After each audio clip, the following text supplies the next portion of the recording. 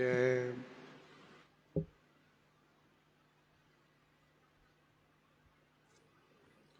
गोस्वामी जी महाराज पूर्व प्रसंग में वर्णन किए।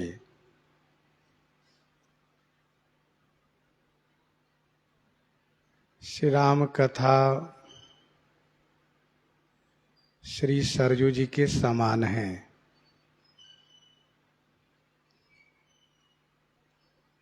जिस प्रकार से श्री सरयू जी मानस सरोवर से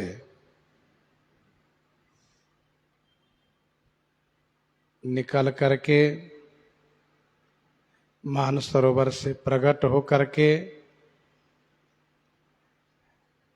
श्री अयोध्या जी में आई हैं, वैसे ही श्री राम कथा रूपी श्री सरयू जी गोस्वामी तुलसीदास जी महाराज के हृदय रूपी मानस सरोवर से प्रकट हो करके संत समाज रूपी अयोध्या जी में आई हैं। श्री सरयू जी श्री गंगा जी से मिली हैं, वैसे ही श्री राम कथा श्री राम भक्ति से मिली हैं।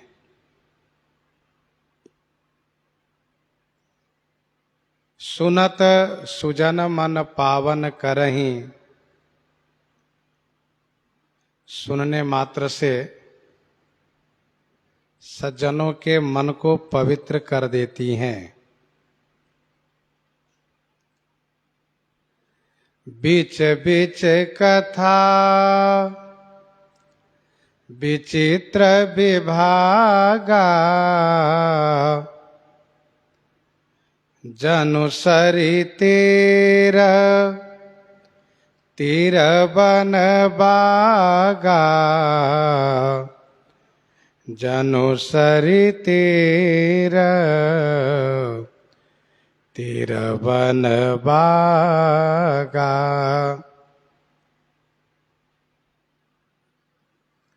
बीच बीच कथा विचित्र विभागा, जनु सरी तीर तीर बन बागा।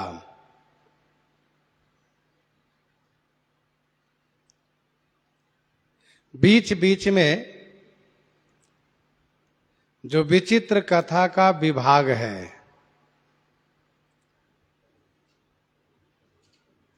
विचित्र कथा का विभाग माने अलग अलग वर्णन है। जनु सरी तीर तीर बन बागा, जनु मानो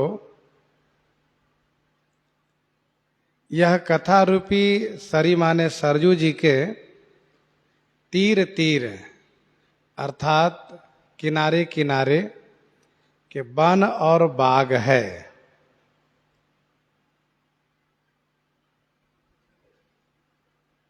बिच बिच कथा विचित्र विभागा, जनु सरी तीर तीर बन बागा। तालाब के किनारे वाटिका भी होती है, लेकिन नदी किनारे केवल वन और बाग है।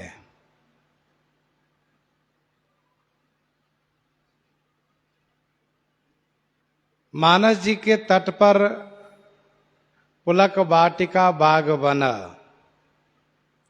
तीनों नाम लिए गए हैं, परंतु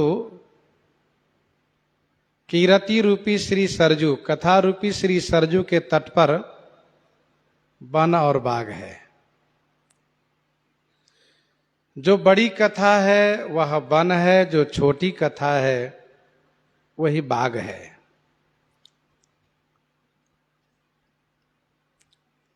तो बिच बिच कथा विचित्र विभागा, कथा का विभाग, कथा का प्रकरण, कथा का प्रसंग अलग अलग है। जैसे कि जय विजय की कथा, जालंधर की कथा,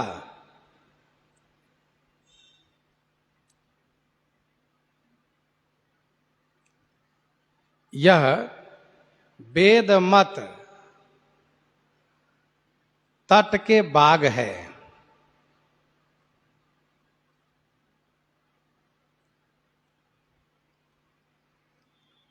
रावण के जन्म, फिर उसकी तपस्या,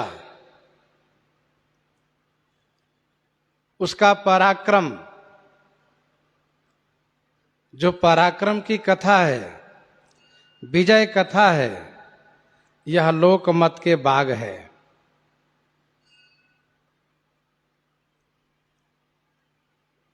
देवर्षि नारद जी का मोह प्रसंग, देवर्षि नारद जी का मोह प्रसंग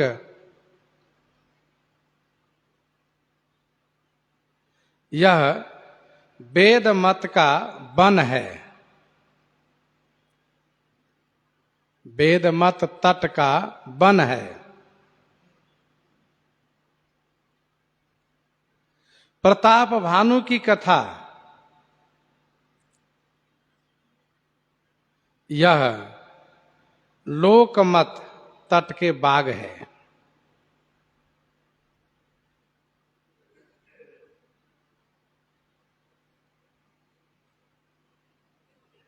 तो बिच बिच कथा विचित्र विभागा, जनुसरि तीर तीर वन बागा।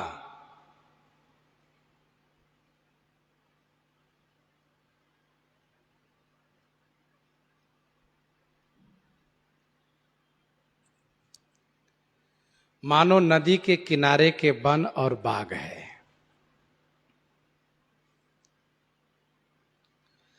उमा महेश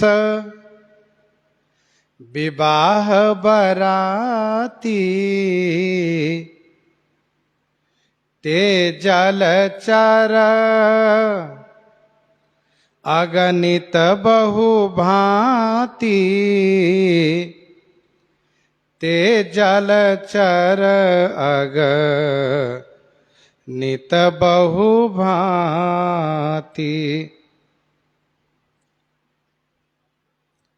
उमा महेश विवाह बाराती, ते जलचर अगणित बहु भांति। भगवती श्री पार्वती जी और भगवान महादेव के विवाह की जो बाराती है, अर्थात श्री शिव पार्वती विवाह की जो बाराती है, ये क्या है? ये इस नदी के बहुभांति माने बहुत प्रकार से, अगणित माने अनगिनत, असंख्य जलचर है। ते जलचर अगणित बहुभांति, ये बहुत प्रकार से अनगिनत जलचर हैं। उमा महेश विवाह बाराती, ते जलचर अगणित बहुभांति।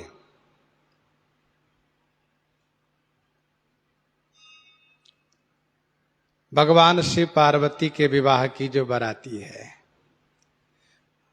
ये बाराती ही कीरति सरजू के, इस श्री राम कथा सरजू जी में बहुत प्रकार से अनगिनत जलचर है। जलचर बहुत प्रकार के होते हैं, सभी तरह के जलचर होते हैं, और जलचरों को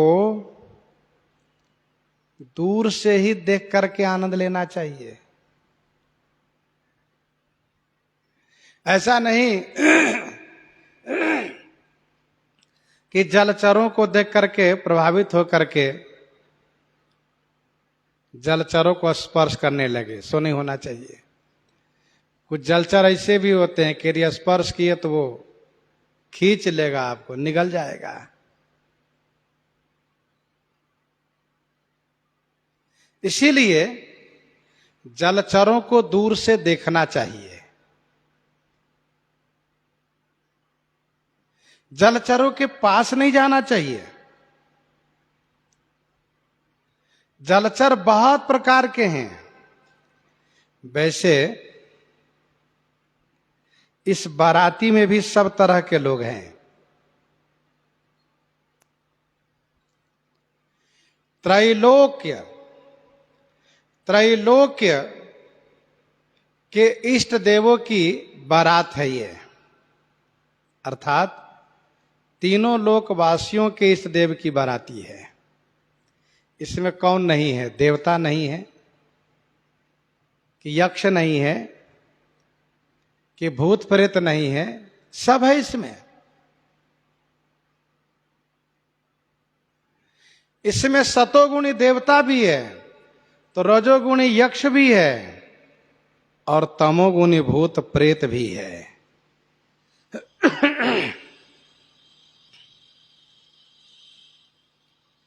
इसमें कुछ बहुत देखने में सुंदर लगते हैं, तो कुछ देखने में बड़े भयानक लगते हैं। ब्रह्मादिक देवता देखने बड़े सुंदर लगते हैं,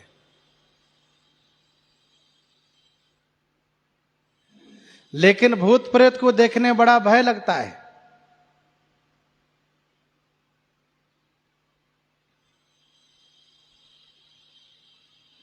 को मुखहीन विपुल मुख काहू, को मुखहीन विपुल मुख काहू, बिनु पद कर को बहुपद बाहू, विपुल नयन को नयन विहीना, हृष्ट पुष्ट को अति तन खीना। तनखीन को अति पीन, पावन को अपावन गति धरे। भूषण कराल कपाल कर, सब सद सोनित तन भरे। खरस्वान सुअर श्रीकाल मुखगन, बेस अगणित को गनय। बहु जिनस प्रेत पिशाच, जोगी जमात बरनत नहीं बनय। नाचहि गावै गीत परम तरंगी, भूत सब देखत अति विपरीत। बोलहि बचन विचित्र विधि।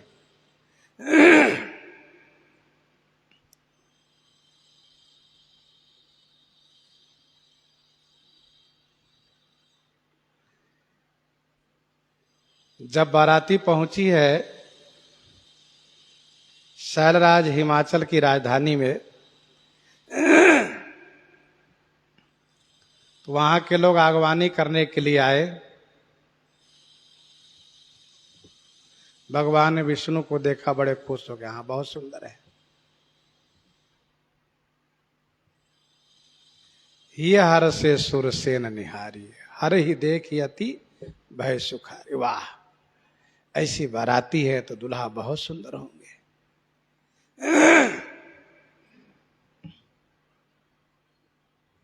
फिर इसके बाद जैसे ही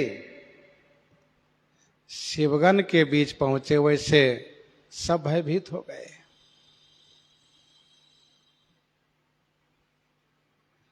जितने वाहन वाले थे सबके वाहन भाग गए।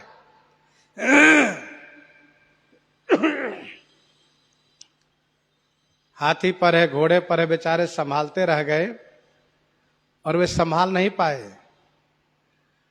पशुओं की प्रकृति होती है, पशु जब भड़क जाता है, डर जाता है, तो पहले कुछ कदम तक तो पीछे चलता है, कुछ दूर तक पीछे चलता है, और कुछ दूर तक पीछे चलने के बाद फिर इसके बाद मुंह घुमाता है और इतना तेजी से भागता है उसको रोका नहीं जा सकता। एकदम से सिर नीचे करके भाग लेता है। सब वाहन भाग गए। बच्चे लोग जो गए थे वही बेचारे भाग गए। जो कुछ उम्रदार लोग थे वे लोग ठहर गए। तो गोस्वामी जी कहते, उमा महेश विवाह बाराती, ते जलचर अग्नित बहुभांति।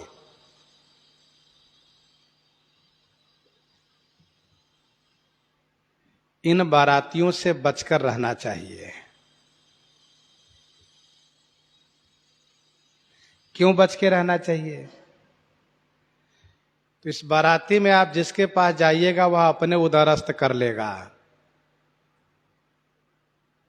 अर्थात वह अपना बना लेगा, तो फिर भक्ति नष्ट हो जाएगी।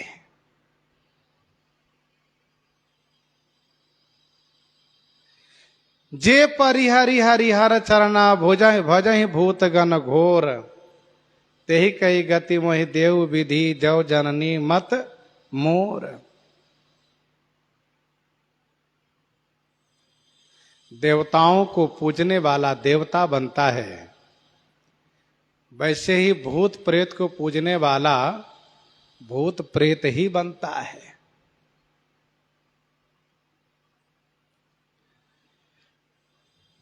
तो गोस्वामी जी बहुत सुंदर संकेत किए कि नदी किनारे जब जाइए तो जलचरों को देख करके आनंद लीजिए। ऐसा नहीं कि अब जलचर को छूने जाइए, जलचर के पास जाइए, पास जाइएगा तो लौट के नहीं आ पाइएगा।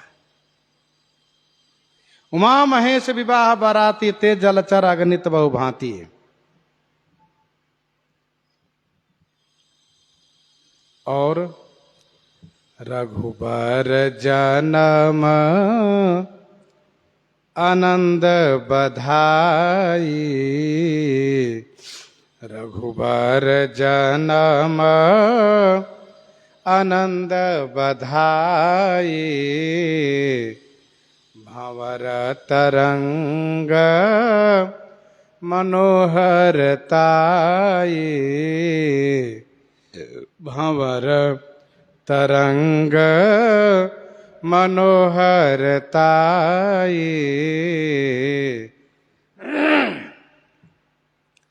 रघुबर जन्म आनंद बधाई, भंवर तरंग मनोहरताई।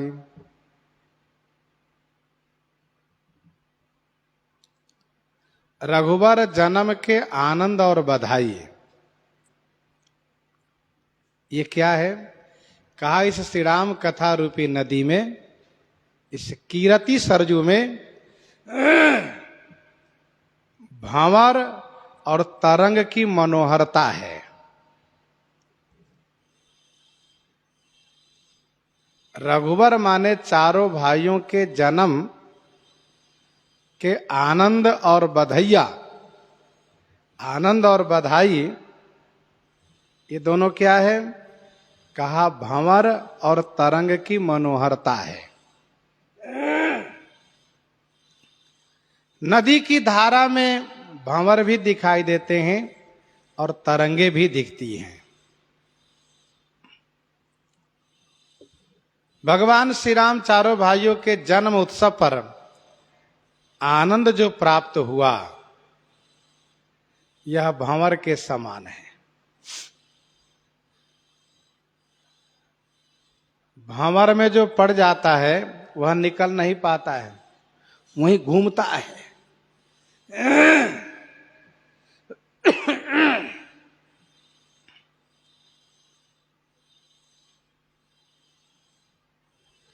और तरंग माने जो लहरें, तो भंवर में तरंग में अच्छे अच्छे तैरने वाला भी उलझ जाता है, उसको वहां से निकलना बड़ा कठिन हो जाता है।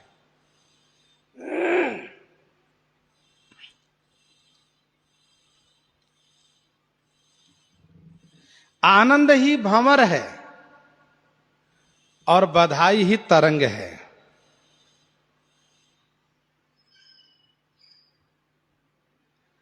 भंवर में पड़ने वाला वहीं खो जाता है। जैसे दशरथ पुत्र जन्म सुनिकाना, दशरथ पुत्र जन्म सुनिकाना, मानहु ब्रह्मा नंद समाना, मानहु ब्रह्मा नंद समाना। और भगवान सूर्य भी भूल गए, एक ही जगह घूमते रह गए। कौतुक देखी पतंग भुलाना, कौतुक देखी पतंग भुलाना। एक मास ते ही जात न जाना, एक मास ते ही जात न जाना। कौतुक देखी पतंग भुलाना, एक मास ते ही जात न जाना।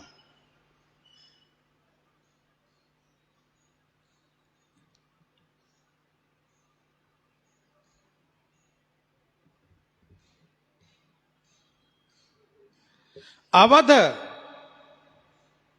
श्री अयोध्या जी में यह उत्सव हुआ। कहां से कहां तक वर्णन है? कहा अवधपुरी रघुकुल मनि राउ, वेद विदित ते ही दशरथ नाउ। यहां से लेकर के देखी महोत्सव सुर मुनि नागा, चले भवन बरनत निज भागा। देखी महोत्सव सुर मुनि नागा, चले भवन बरनत निज भागा तक। गृह गृह बाज बधाव शुभ, प्रगटे सुखमा कंद। हरसवंत सब जहाँ तहाँ, नगर नारी नर वृंद।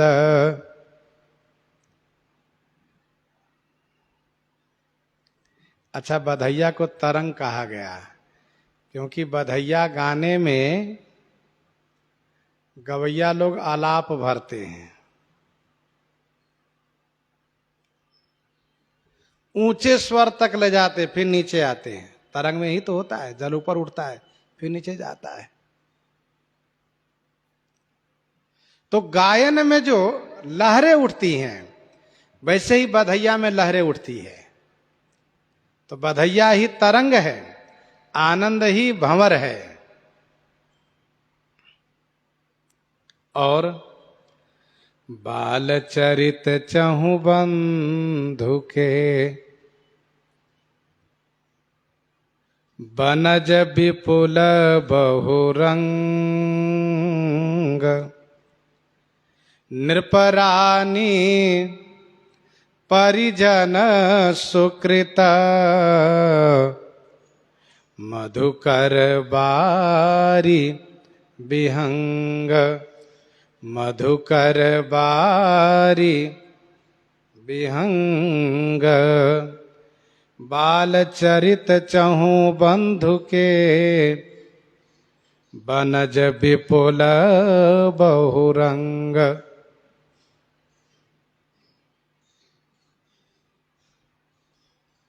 चहु बंधु के बाल, जो बाल चरित है, चहु बंधु माने चारों भाइयों के, श्री राम भरत लक्ष्मण शत्रुघ्न, चारों भाइयों का जो बाल चरित है ये क्या है? विपुल बहुरंग बनज। विपुल माने बहुत, बहुरंग माने अनेक रंग के, बनज माने कमल हैं। नृपरानी परिजन सुकृत। नृप महाराजा श्री चक्रवर्ती जी, रानी श्री कौशल्या आदि महारानी, परिजन श्री अयोध्यावासी कुटुंबी परिवार के लोग, इन सब के सुकृत क्या है? मधुकर माने भौरे हैं और बारी विहंग माने जल पक्षी हैं। नृपरानी सुकृत मधुकर हैं, परिजन सुकृत यही बारी विहंग है।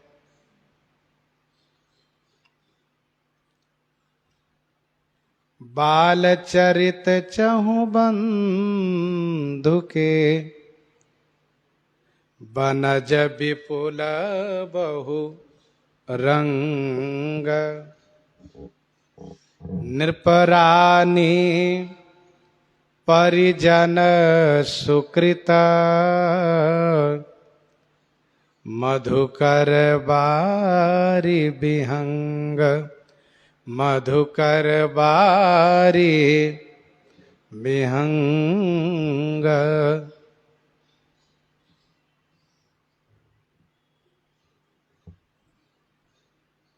बाल चरित चहु बंधु के बनज विपुल बहुरंग, नृपरानी परिजन सुकृत, मधुकर बारी विहंग।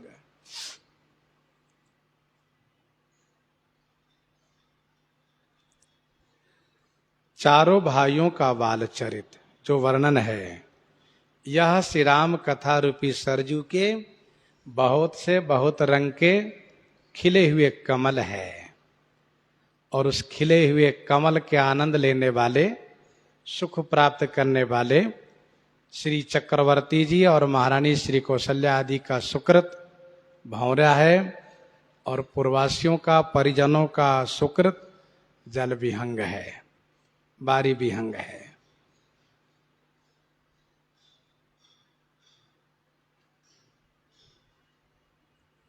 बाल चरित प्रसंग है।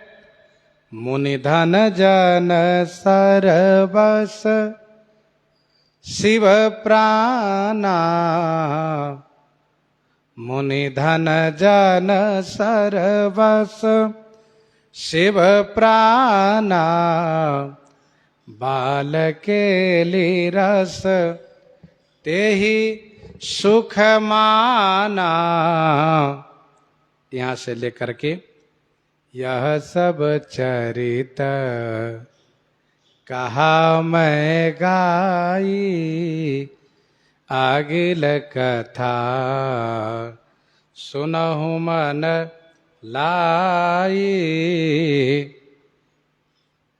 यह सब चरित कहा मैं गाई, आगिल कथा सुनहु मन लाई।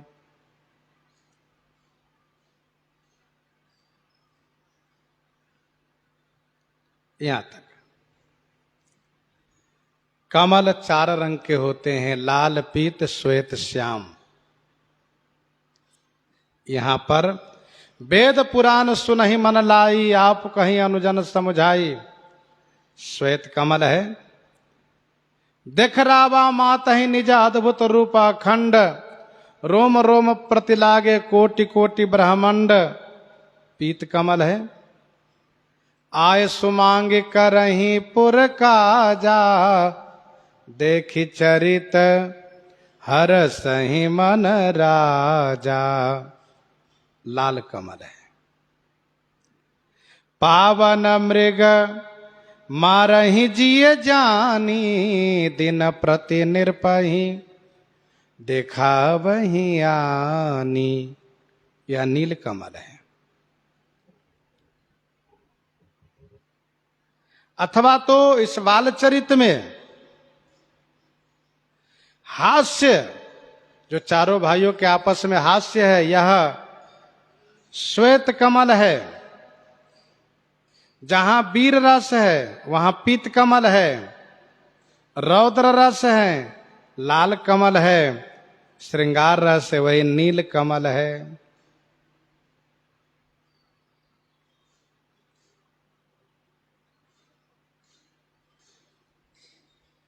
बाल चरित चहु बंधु के, बनज विपुल बहुरंग। यहां बाल चरित की बात कही गई है। वैसे कुछ टीकाकारों ने बाल विवाह, युद्ध, राज्य सबको घटाया है, लेकिन यहां पर बाल चरित की बात कही जा रही है। बाल चरित चहु बंधु के, बनज विपुल बहुरंग।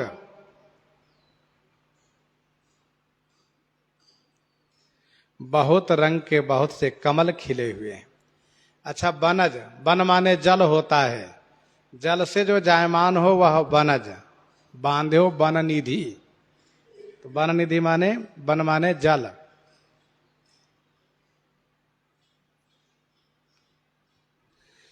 नृपरानी परिजन सुकृत, राजा रानी का सुकृत। भोजन करत बोल जब राजा,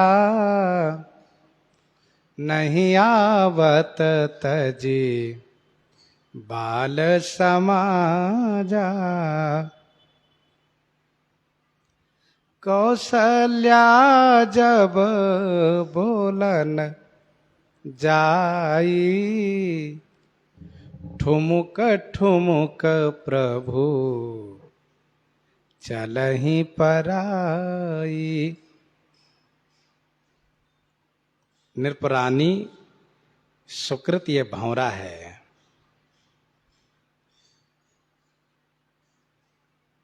सुकृत जड़ है, जिसके पास हो उसी को सुख मिलता है। राजा रानी का सुकृत है, इसलिए वे भौड़े बत हैं। परिजन का सुकृत है, वे बारी विहंग बत है।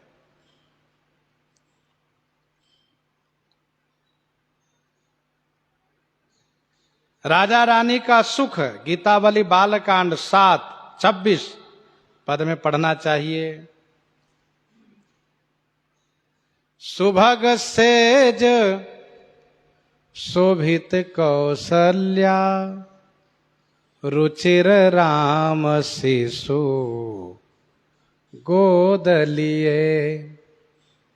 बार बार विधु बदन बिलोकती, लोचन चारु चकोर किए। कबहु पौढ़ी पय पान करावती। इस प्रकार से दुलरा रही है श्री रामलला सरकार को।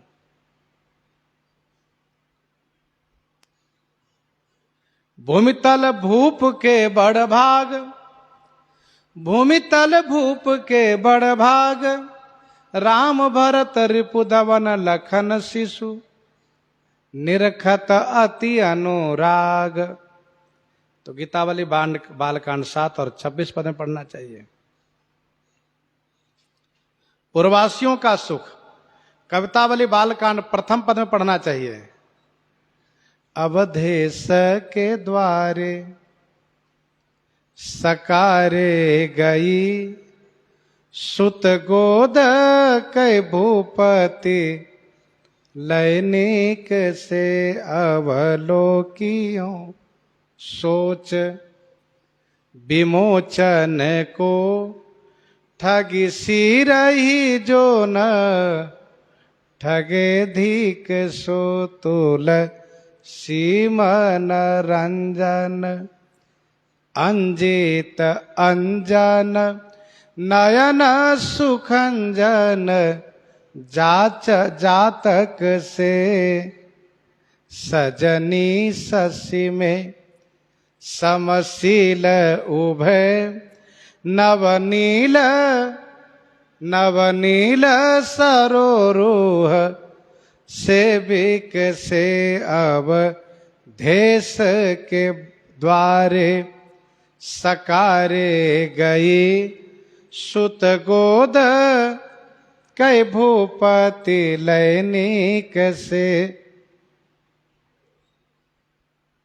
रात्रि भर नींद नहीं आती है, लाला को देखे बिना चैन नहीं मिलता है। सुबह सुबह श्री चक्रवर्ती जी के द्वार पर पहुंच जाती हैं।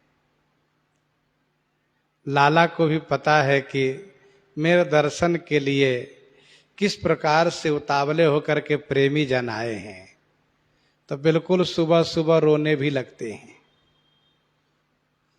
मचलने लगते हैं। तो श्री चक्रवर्ती जी महाराज लाला को गोदी में लेकर के घर में घुमाते हैं। वे संतुष्ट नहीं होते हैं। तब श्री चक्रवर्ती जी द्वार पर लेकर आते हैं, और जैसे द्वार पर लेकर आते हैं वैसे ही प्रेमी जन दर्शन करके आह्लादित हो उठते हैं। भगवान भी प्रसन्न हो जाते हैं। सुत गोद के भूपति लैनिक से, सुबह सुबह बिल्कुल सकारे। श्री चक्रवर्ती जी लाला को गोदी में लेकर के महल के द्वार पर आ जाते हैं। नृपरानी परिजन सुकृत, कछुक काल बीते सब भाई, बड़े भय परिजन सुखदाई। ध्यान दीजिएगा, राजा रानी भौरे बत हैं, परिजन बारी विहंग बत है। क्योंकि भौरा जैसे कमल खिला कि वहां पहुंच जाता है वह, और भौरे पर बैठ करके रस का आस्वादन करता है। वैसे श्री राम लला सरकार जैसे प्रकट हुए वैसे राजा रानी को सुख प्राप्त होने लगा और दुलराने लगे, पुचकारने लगे और स्नेहा अमृत को प्राप्त करने लगे। लेकिन पूर्वासी बारी विहंग है, इनको कुछ दिन के बाद सुख मिला, कुछ देर के बाद मिला। वैसे भी जब कमल खिलता है तो भंवरा तुरंत कमल पर पहुंचता है, पर बारी विहंग जो होता है जल पक्षी, वह तो दूर से ही थोड़ा टुकुर टुकुर देख करके आनंद लेता है, वाह क्या खिला हुआ फूल है। तो नृपरानी परिजन सुकृत, मधुकर बारी विहंग, और सिय स्वयंवर कथा सुहाई, सरित सुहावनी सो छवि छाई, सरित सुहावनी सो छवि छाई, सिय स्वयंवर कथा सुहाई। मानस मूल मिली सुरसरही, सुनत सुजन मन पावन करही, वर्णन करके और फिर इसके बाद सिंहावलोकन दृष्टि से, सिंहावलोकन न्याय से गोस्वामी जी अलग अलग प्रसंगों की चर्चा कर रहे हैं, जिसमें बीच बीच कथा विचित्र विभागा में अवतार के अनेक जो कारण है उनका संकेत गोस्वामी जी ने किया। और जलचर को लेकर के गोस्वामी जी ने कहा, अरे भैया शिव पार्वती जी के विवाह की बाराती वही तो जलचर है, ऐसा कहा? हाँ, कहा नदी में महाराज भंवर और तरंगे होती है।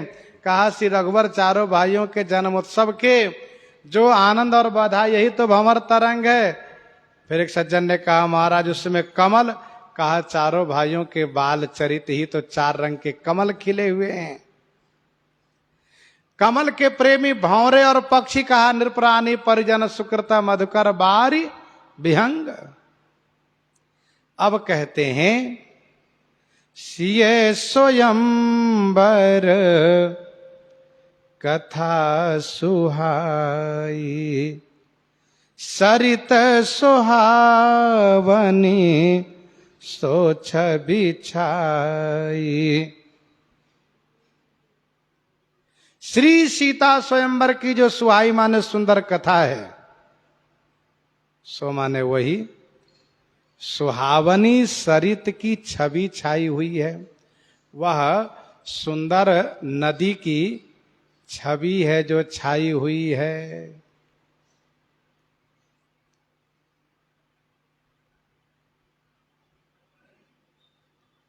सिय स्वयंवर कथा सुहाई,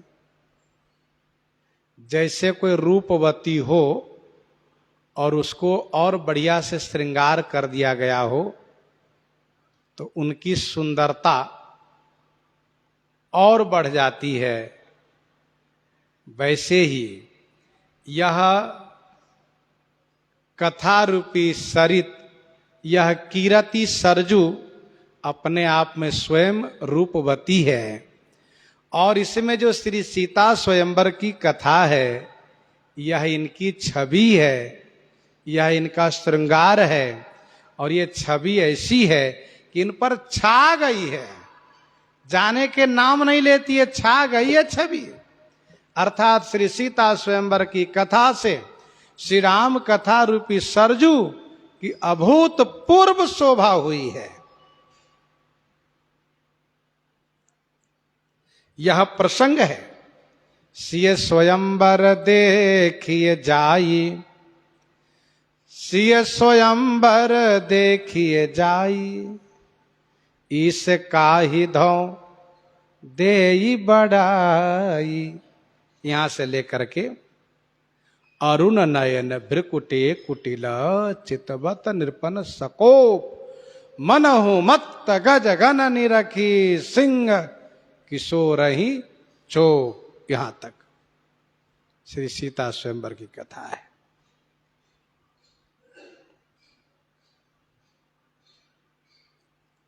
सिय स्वयंवर कथा सुहाई, सरित सुहावनी छोच सो छवि छाई।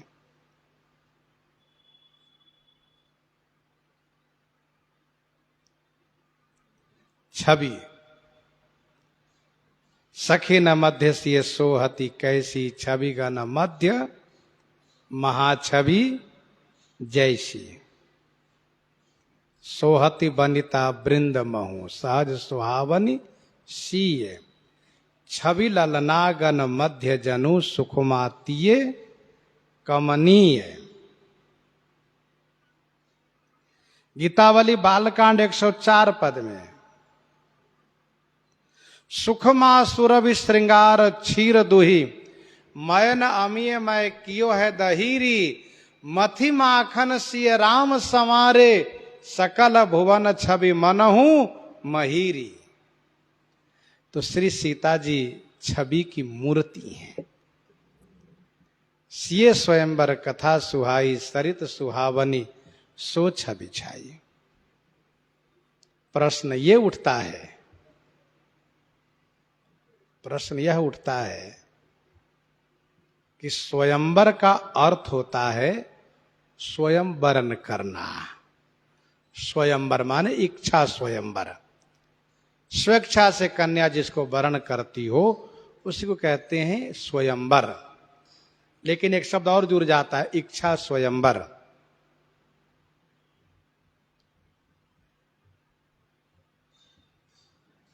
और श्री सीता जी का जो स्वयंवर है वह इच्छा स्वयंवर नहीं है, प्राण स्वयंवर है। स्वेच्छा से तो उन्होंने श्री राम जी को वरण कर लिया था, लेकिन प्राण बिना पूरा किए जयमाल नहीं पहना पाई। तो स्वयंवर का अर्थ होता है स्वयं वरण करना। यहां पर तो प्रण स्वयंवर हुआ है। फिर स्वयंवर ही शब्द गोस्वामी जी ने क्यों दिया? इसका समाधान यह है कि स्वयंवर शब्द व्यापक है, सबके साथ जुड़ जाता है। ये वैसे भी देवी भागवत में 3 स्वयंवर की बात कही गई है।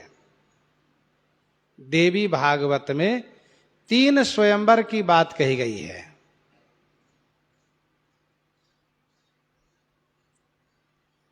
इच्छा स्वयंवर, प्राण स्वयंवर और शौर्य शुल्क स्वयंवर।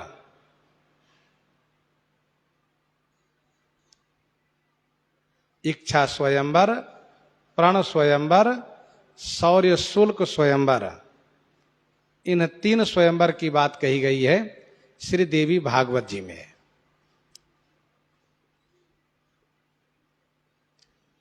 स्वयंवर राजाओं के लिए हुआ करता है और खास करके उस कन्या के लिए स्वयंवर घोषित होता है जो कन्या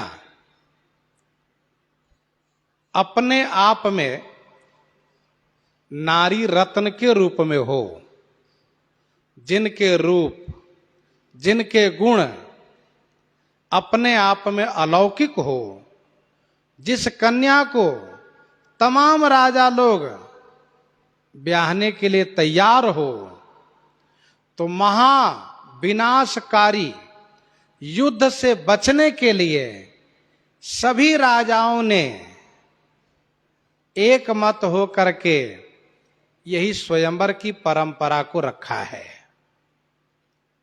कि कन्या की आजादी होनी चाहिए, स्वतंत्रता होनी चाहिए। कन्या जिसको चाहे उसके साथ वह विवाह करें। ऐसा नहीं कि राजा जो बाहुबली हो, धनवान हो, वह अपनी इच्छा से कन्या के साथ विवाह कर ले, ऐसा न हो। तो आपने अभी सुना कि जो नारी रत्न राजकुमारी होती है, जिनके रूप गुण अलौकिक होते हैं, उन कन्याओं को चाहने के लिए, ब्याहने के लिए तमाम राजा लोग तैयार रहते हैं। तो महाविनाशकारी युद्ध न हो, इसीलिए स्वयंवर की परंपरा राजाओं ने बनाई है। उसी में एक इच्छा स्वयंवर है, दूसरा पर्ण स्वयंवर है, तीसरा शौर्य शुल्क स्वयंवर है। इच्छा स्वयंवर का अर्थ होता है स्वेच्छा से कन्या वरण करें। कन्या हाथ में जयमाल लेकर के चलती हैं, साथ में उनकी सखियां होती है, जिन सखियों के पास सभी राजाओं का ब्यौरा होता है, विवरण होता है, परिचय होता है। और वह सखियां जो होती हैं साथ में स्वयंवरा सखी कहलाती हैं। वह राजाओं के पास जा जा करके उनका परिचय देती हैं और कन्या से कहती हैं, राजकुमारी से, यदि आप को पसंद आओ मैं तो जयमाल पहनाइए, नहीं तो आप बताइए आगे चले। तो राजकुमारी को यदि पसंद हो तो जयमाल पहनाती है, नहीं तो इशारा करती आगे चलो। जब राजकुमारी कहती आगे चलो तो बेचारा राजा उदास हो जाता है कि हमारा नंबर कट गया। अब आगे वाला राजा बड़ा खुश होता है कि मेरी बारी है। तो उसमें सब राजा लोग आते हैं, लेकिन किसी एक का भाग्य काम करता है, बाकी सब लौट जाते हैं। लेकिन राजाओं का यह नियम बनाया हुआ है, इसलिए उस नियम के अनुसार युद्ध नहीं कर सकते। जनकपुर में तो युद्ध के लिए तैयार हो गए, क्योंकि जनकपुर का स्वयंवर बड़ा विचित्र था। क्योंकि यहां पर्ण स्वयंवर था, लेकिन इसमें देवता भी आए थे, असुर भी आए थे, केवल राजा लोग नहीं थे। देवता धनुज भी मानव शरीर में थे। इसलिए जो धनुज प्रकृति के लोग थे, वे लोग युद्ध चाह रहे थे, लड़ाई चाह रहे थे। कम से कम लड़ाई करा दो, झगड़ा ही करा दो, नहीं कुछ मिलेगा तो कुछ ना कुछ तो मिलेगा, किसी को लड़ाई करा दो। तो ये असुर प्रकृति के लोगों का स्वभाव होता है, लड़ाई कराओ, झगड़ा कराओ।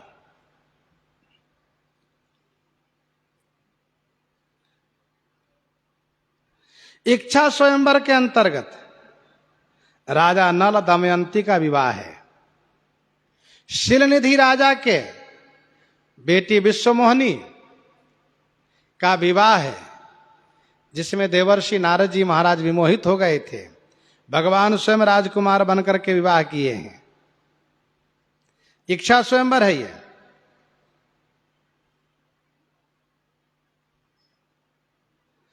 पर्ण स्वयंवर, पर्ण स्वयंवर श्री सीता जी का था।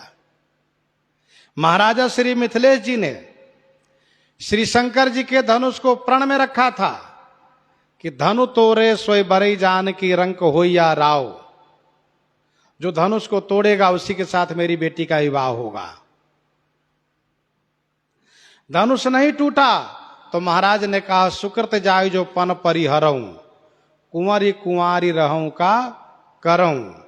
इसलिए राजाओं से मेरा सविनय आग्रह है, निवेदन है कि तजा हुआ से निज निज गृह जाओ। आप सब अपने अपने घर चले जाइए। लिखा ने विधि वैदेही विवाह हो, स्पष्ट किया महाराज श्री जनक जी ने। राजा द्रुपद ने श्री द्रौपदी जी के लिए प्रण स्वयंवर रखा था। प्रण स्वयंवर रखा था। मछली के प्रतिबिंब देख करके, मछली की छाया देख करके उसके नेत्र में बाण मारना। जो बाण मारेगा वही मेरी बेटी के पति होगा।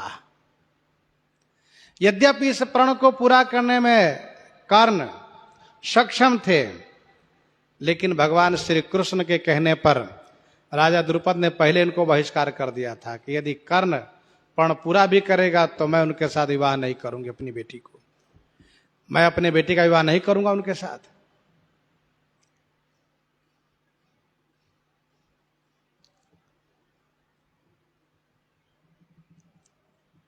इसको पूरा किया है अर्जुन ने।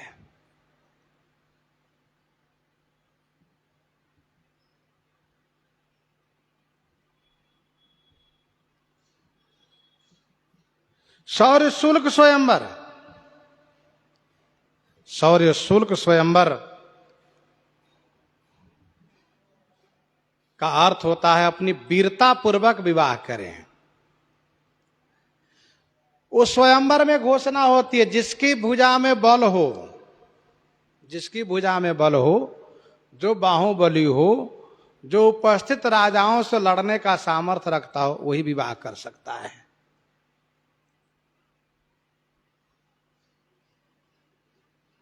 तो शौर्य शुल्क स्वयंवर के अंतर्गत एक कथा तो यह है कि पितामह भीष्म ने काशी नरेश की उन तीनों कन्याओं को अंबा, अंबालिका, अंबिका अपनी भुजा के बल पर उठा कर लाए अपने भाई के लिए, और कहा जिसकी भुजा में दम हो मुझे रोक करके दिखावें। श्री गंगा पुत्र पितामह भीष्म के सामने कोई ठहर नहीं सका।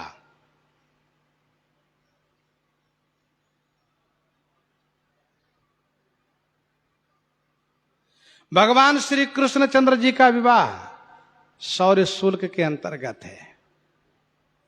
जैसे कि श्री रुक्मिणी जी का पत्र प्राप्त हुआ,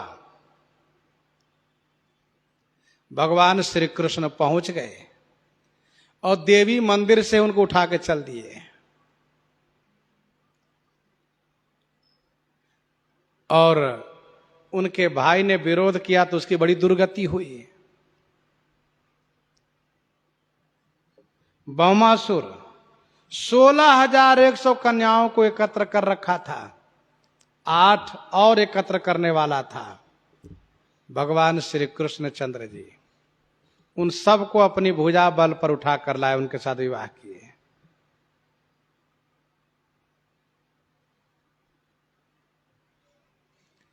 तो यह है शौर्य शुल्क स्वयंवर।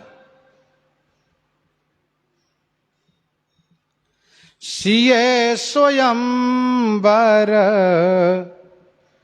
कथा सुहाई, सरित सुहावनी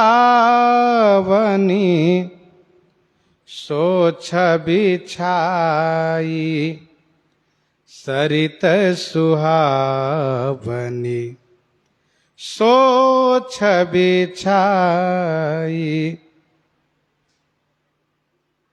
नदी नाव पट प्रश्न अनेका, नदी नाव पट प्रश्न अनेका, केवट कुशल उतर सविवेका, केवट कुशल उतर सविवेका।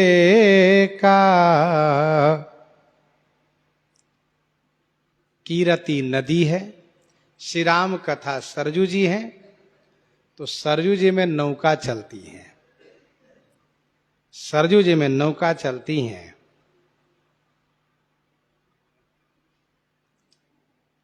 यहां पर नौका और केवट क्या है? अनेका पटु प्रश्न, यही नदी का नाव है, नौका है। अनेका पटु प्रश्न, पटु माने विचार पूर्वक, कुशलता पूर्वक प्रश्न करना, चतुरता के साथ कुशलता पूर्वक प्रश्न करना, ये पटु प्रश्न।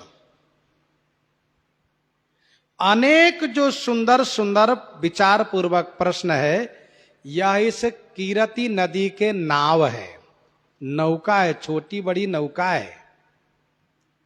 तमाम नौकाएं चलती हैं नदी में, कोई छोटी होती है, कोई बड़ी होती है। केवट कुशल उतर सविवेका, सविवेका उत्तर यही कुशल केवट है, जो नौका को पार कर रहा है। ध्यान दीजिएगा, अनेक जो विचार पूर्वक प्रश्न है, यह कीरति नदी के नाव है, नौका है, और सविवेका माने विवेक पूर्वक उत्तर देना यही कुशल केवट है, जो इस प्रश्न रूपी नौका को पार करा रहा है, डूबने नहीं दे रहा है। अर्थात प्रश्न के उत्तर दिए गए हैं, प्रश्न के उत्तर देना ही पार करना है, न देना ही डूबना है।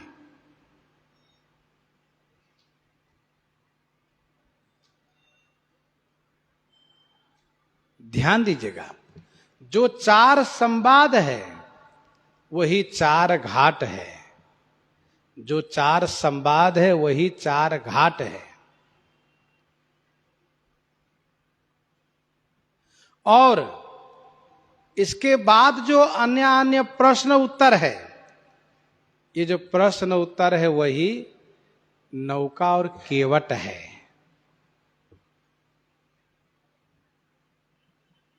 नौका क्या है? प्रश्न। केवट क्या है? उत्तर।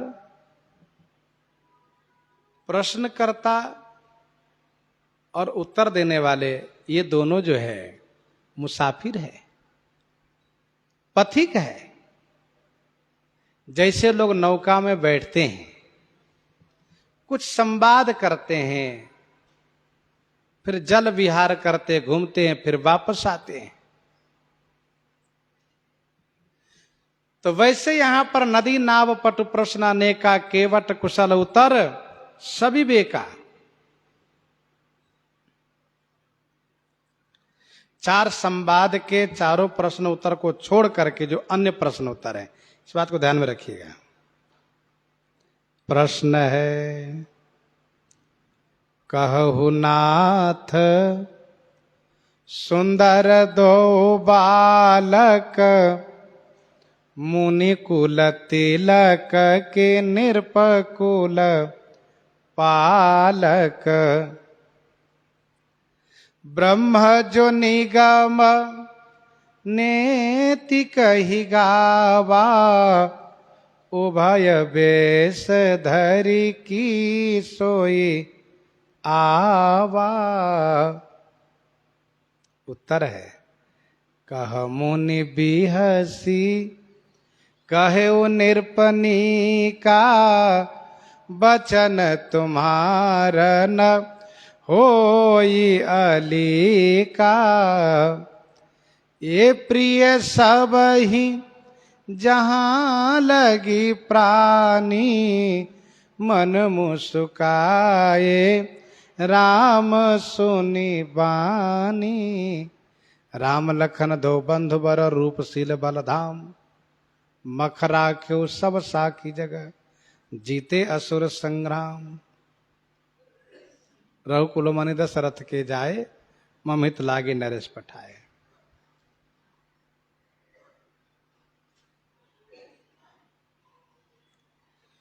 तो प्रश्न आपने सुना, प्रश्न क्या है?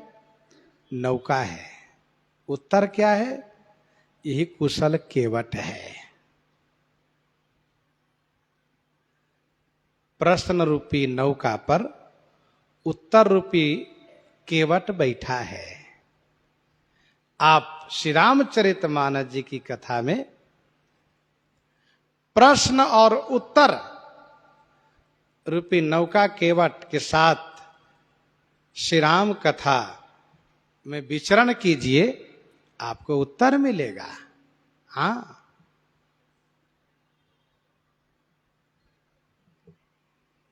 और कुछ सुनिए। कोटि मनोज लजाव निहारे, सुमुखी कहु को आहे तुम्हारे। कोटि मनोज लजाव निहारे, सुमुखी कहु को आहे तुम्हारे। प्रश्न है। उत्तर, तिन्हि बिलो की बिलो कति धरनी दुहु सकोच सकुचत बर बरनी। सकुचि सप्रेम बाल मृग नयनी बोली मधुर बचन पिक बैनी। सहज सुभाय सुभग तनु गोरे नाम लखन लघु देवर मोरे। बहुरी बदन विधु अंचल ढाकी पियतन चितई भौह करी बाकी। खंजन मंजु तिरी छे नयननी निजपति कहे तिन्हि सिय सैननी। भई मुदित सब ग्राम बधूटी अति सप्रेम सिय पाए परी बहुविधि देहि असीस। सदा सुहागिन हो तुम जब लगी मही अही शीस। ये प्रश्न और इसके बाद उत्तर आपने सुना।